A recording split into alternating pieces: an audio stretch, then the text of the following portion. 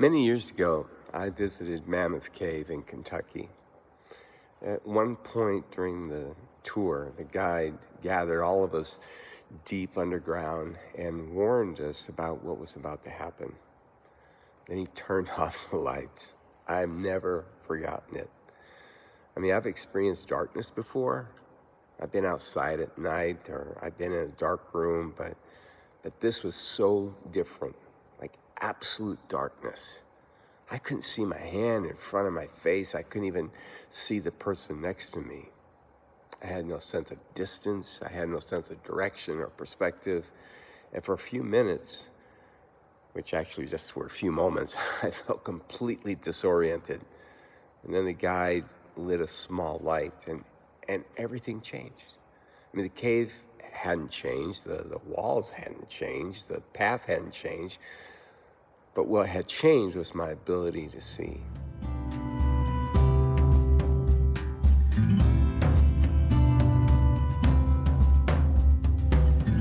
That experience came back to mind when I read the words of Jesus in John 8, where he says, "I am the light of the world.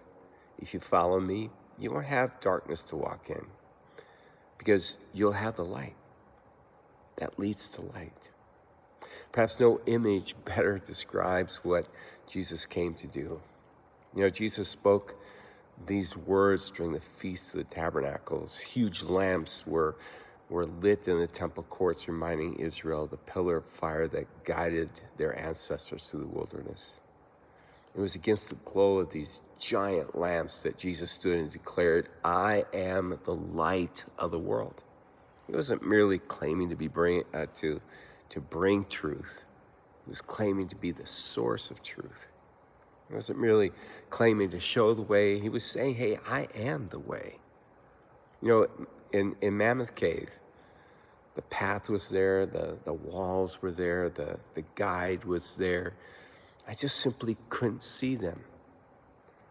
The darkness didn't change reality. It only hid reality.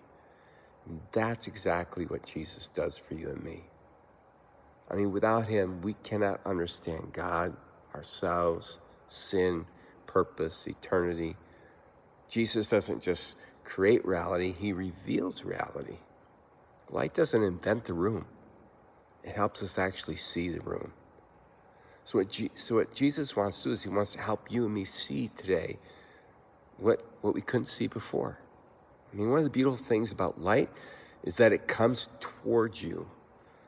Every sunrise, light is coming to us. Every star in the night sky is sending light toward us. And spiritually, this is exactly what God has done. See, we weren't climbing our way toward God. God actually was coming toward us. It says that Jesus entered our darkness. Christianity is not primarily about searching for God. It's about responding to the God who has come searching for you and me. Back in the cave, the darkness felt overwhelming. But the moment a light appeared, the darkness had no answer. Darkness never defeats light. Light always defeats darkness. Every single time. And the same is true spiritually. Fear, guilt, shame, regret, brokenness. Death itself, none of those things are greater than Jesus Christ. The darkness that you're facing today may feel very powerful, but it's not more powerful than the light of the world. What's really interesting is that the more scientists study light, the more fascinating it becomes.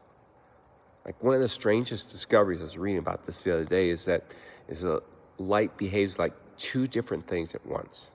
Kind of boggles the mind, at least mine.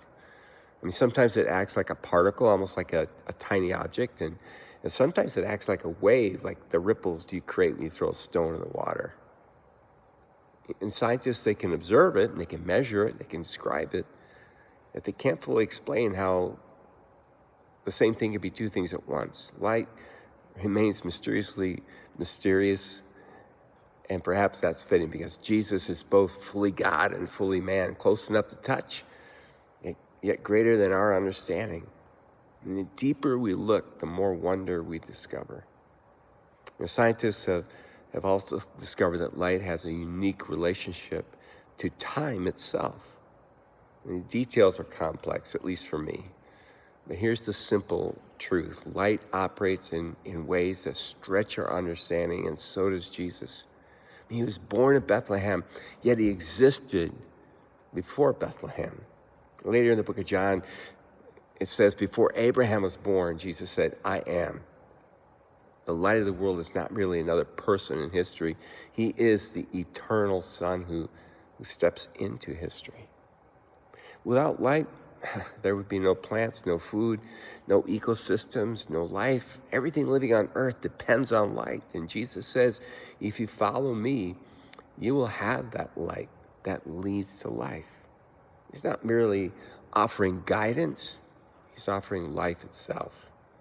Just as flowers turn toward the sun, our souls were created to turn toward Christ. I've never forgotten that darkness in Mammoth Cave. But what I remember the most is what happened when the light appeared. Suddenly, I could see.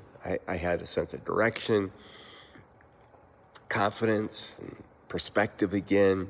Nothing in the cave had changed, but everything changed because I had light. And that is what Jesus does. He reveals reality. He comes to us and he overcomes darkness. He fills us with wonder, stands above time, and he gives life, which is why he can say, I am the light of the world.